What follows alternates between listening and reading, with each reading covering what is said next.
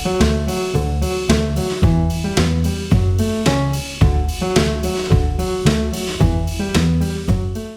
Allah. Ini beberapa hari terakhir sudah sangat siap. Perjalanan kali ini adalah perjalanan dari Pasuruan sampai ke Sidoarjo. Mungkin bisa menjadi episode sebelum terakhir, sebelum episode final. Berarti ini semifinal, betul. Perjalanan dari Bandung sampai ke Surabaya akhirnya sudah sampai ke Pasuruan. Gak nyangka berapa hari gua di luar Bandung, di luar kantor ini. Jadi gak ngantor sama sekali selama sebulan. Untuk kondisi kaki gua tuh masih sama, yaitu di bagian telapak dan betis itu masih bermasalah. Kemarin gua sempat rendam di air normal, mengingat ini kan masih daerah Pasuruan dan masih di atas. Airnya tuh masih dingin gitu. Mudah-mudahan bisa membantu ketika perjalanan gua dan bikin si ototnya ini nggak terlalu tegang gitu. Tadi gue baru aja sarapan dan ini tuh masih di Masjid Al-Mukhalisin ternyata, bukan Mukhlisin.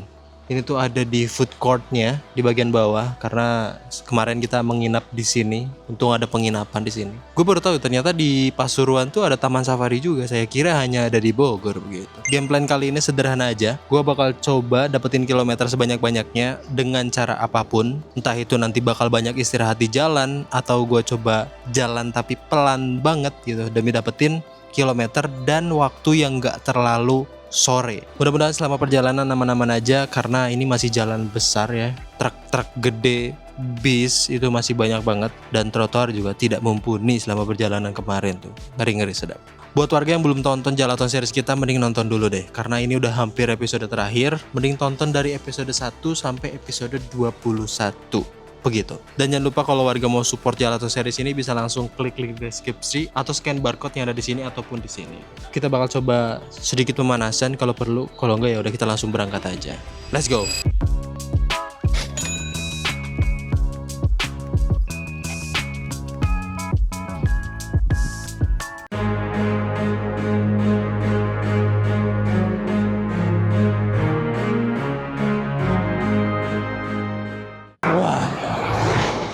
Enggak, lewat jalanan beginian lagi. Kemarin Pantura udah kayak gini, sekarang kayak gini lagi. Mengerikan, mengerikan. Saya bentar lagi sampai Sidoarjo. Mudah-mudahan di Sidoarjo nggak terlalu kayak gini jalannya ya.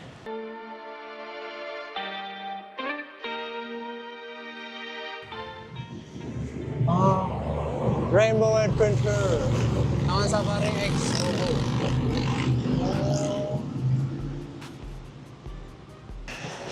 Masa begini sih? Emang hewan-hewan di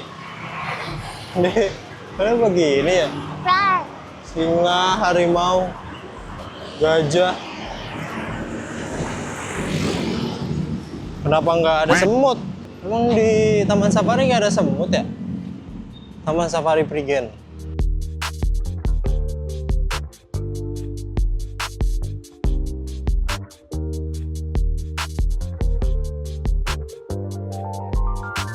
Nah ini gue ada di Masjid Muhammad Cheng Ho. Wah, warnanya emang khas Cina banget sih. Ornamen-ornamennya, fasadnya emang Cina banget, gokil sih. Muhammad Cheng Ho. Di Bandung juga ada, tapi itu kayak warisan gitu loh, bekas kelenteng atau bekas apa ya, vihara di sana. Gue lupa, mohon maaf. Yang di Bandung ada, gue lupa namanya, udah lama nggak di Bandung. Meanwhile, itu yang di Bandung namanya Masjid Lause, bro. Adanya di Jalan Tamblong. Nah, gue udah sampai Bandung kali.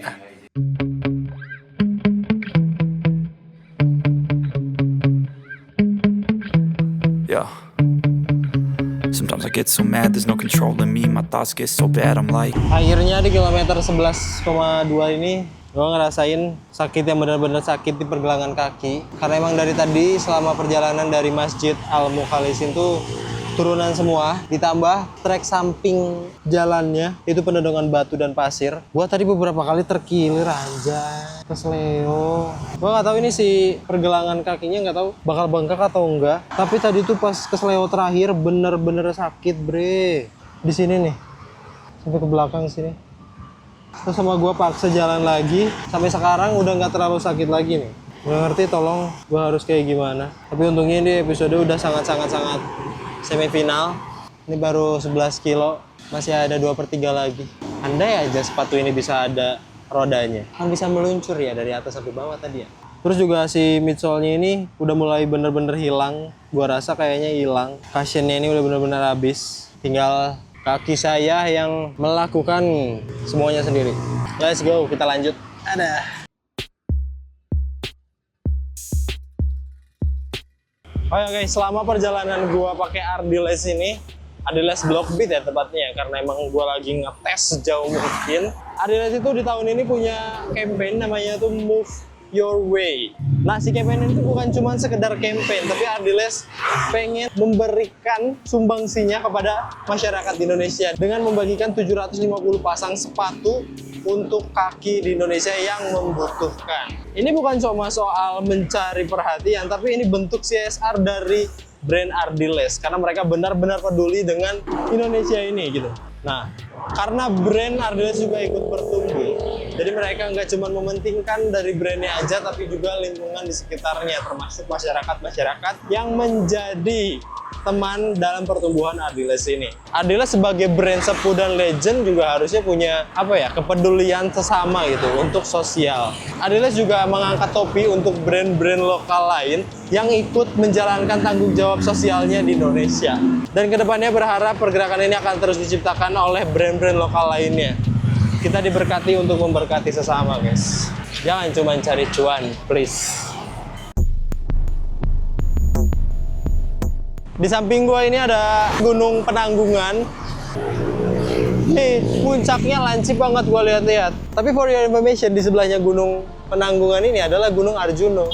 Cuma lagi nggak kelihatan nih, ketutupan awan.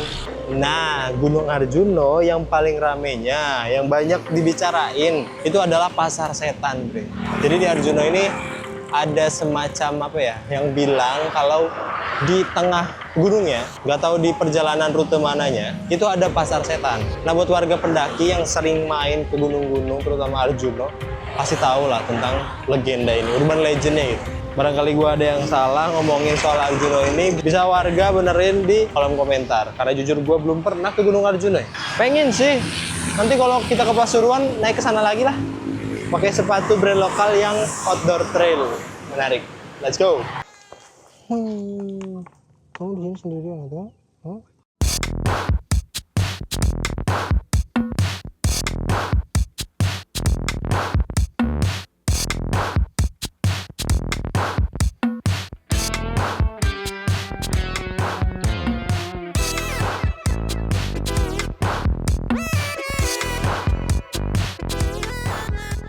Oke, ini gue udah ada di pusat lumpur Lapindo. Luas pisan, bro. Ternyata emang segede gitu. Ini mesin-mesin buat apa coba? PPLS. Oh, suntet-suntet yang lewat sini juga akhirnya terbengkalai. Suntet. Jadinya waduk ya? Kenapa dinamain Lapindo? Karena yang bertanggung jawab atas terjadinya penyemburan lumpur dari dalam tanah sejauh 2-3 km dari permukaan itu adalah PT Lapindo Brantas di tahun 2006. Banyak spekulasi dan sampai sekarang pun masih ada perdebatan kenapa PT Lapindo Brantas ini bisa gagal dan akhirnya mengakibatkan bencana ini. Tapi yang paling mendominasi adalah karena kesalahan prosedur daripada PT Brantas ketika ingin mengebor gas di wilayah ini. Akhirnya hampir dari 16 desa dan 3 kecamatan ini tenggelam, bro. Lu bayangin, seluas ini ada 16 desa dan 3 kecamatan lumpuh. Dan akhirnya warga di sini pada kehilangan kenangan di desa ini akibat bencana yang dibuat oleh manusia sendiri. Dan kenapa lumpur Lapindo ini nggak pernah bisa berhenti sampai sekarang? Karena ada teori yang bilang kalau ternyata masih ada kandungan gas di bawah tanah sejauh 2-3 km tadi itu yang masih memberikan tekanan ke lubang keluarnya si gas itu ke permukaan. Dan itu juga diperparah karena kejadian gempa Jogja 2 hari sebelum kejadian keluarnya lumpur Lapindo. Dan itu juga melewati patahan kayak semacam patahan lapisan bumi gitu, gua nggak ngerti lah. Coba tolong dong anak geopolitik, anak geologi ya, tolong jelasin. Jadi intinya ini ada 16 desa, 3 kecamatan lumpur total gara-gara lumpur Lapindo. Udah kayak waduk sendiri loh, gila. Udah ada kebo lagi sekarang. Ada kebo guys, kelihatan nggak? Kebo be. Oke, mumpung gua berhenti di sini sekaligus review kondisi kaki. Untuk kondisi kaki itu sebenarnya udah mendingan ya, karena tadi istirahatnya lumayan lama di sini. Ada baru setengah jam di sini. Jadi gue rada lupa. Tapi yang paling kerasa itu masih di pergelangan kaki kiri ini masih sangat bermasalah. Tadi tuh jalan kadang-kadang nyut gitu. Apalagi kalau nggak sengaja ada jalan yang miring karena batu, ngerti nggak sih, kayak batu gede nggak sengaja keinjek, jadi kan kaki miring antara ke kanan atau ke kiri. Jadi si kaki itu kayak maksa kakinya pengen ke kanan, egonya malah badan ke kiri begitu. Pergelangan kaki kiri kayaknya nanti malam bakal coba gua urut sendiri aja lah. Terus juga bakal coba gua rendam pakai air hangat nanti malam. Mudah-mudahan bisa kembali normal karena perjalanan setelah itu bakal lebih menarik. Kalian harus nonton sih episode terakhir. Untuk betis masih aman-aman aja. Untuk sepatu pun ya Adidas Blockbeat ini the best sih. Nggak bisa gue pungkiri, Blockbeat ini sejauh 700 km masih sangat bagus. Nggak banyak yang berubah gitu. Bahkan dari outsole-nya pun masih sangat nge-grip dan lain-lain sebagainya. Kayaknya udah gitu aja deh. Gue bakal coba buat jalan lagi. Ini jaraknya masih sepertiga lagi. Biar nggak terlalu malam sampai sana. Terlalu banyak istirahat di sini. Soalnya emang keren banget sih. Kita bisa menikmati keindahan lumpur Lapindo ini di balik kengeriannya dari tahun 2002. Kayaknya masa depan bisa jadi lebih menarik untuk lumpur Lapindo. Sip, let's go guys, kita berenang.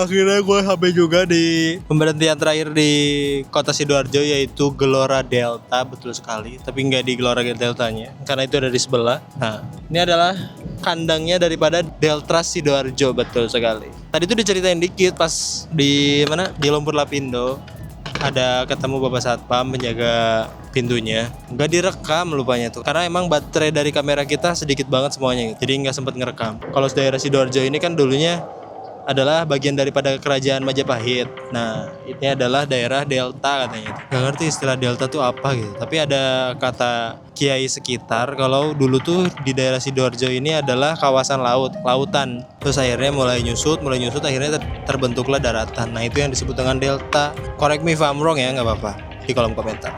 Terus tadi juga sempat diceritain kalau ternyata lumpur Lapindo ini sebenarnya ada beberapa manfaat yang bisa diambil daripada lumpur Lapindo, cuman karena pemerintah kita tidak fokus ke sana, jadi tidak ada yang memanfaatkan sampai sekarang. Terus tadi diceritain banyak lah soal lumpur Lapindo, nanti bakal gue bikinin konten sendiri atau kalau enggak nanti gue wawancara sama si bapak satpam itu lagi.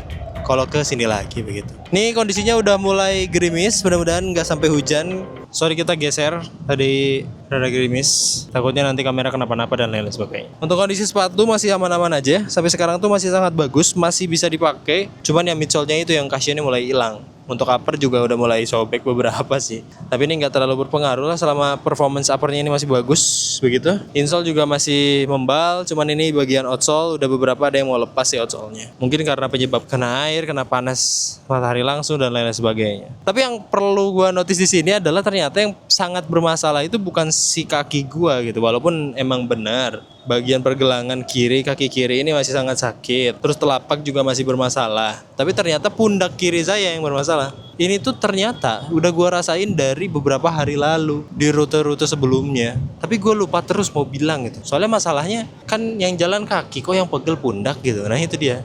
Jadi gua lupa. Pundak kiri pegel banget ketika jalan.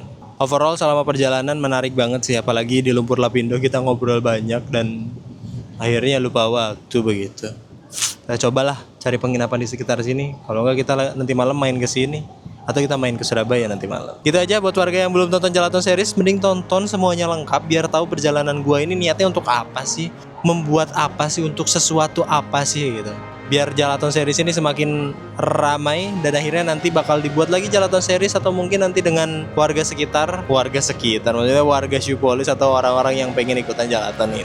Oke, gua Oki pamit undur diri. Adios. Sidoarjo, kota ramai, betul. Tapi ada Lumpur Lapindo. Ciao, ciao, ciao.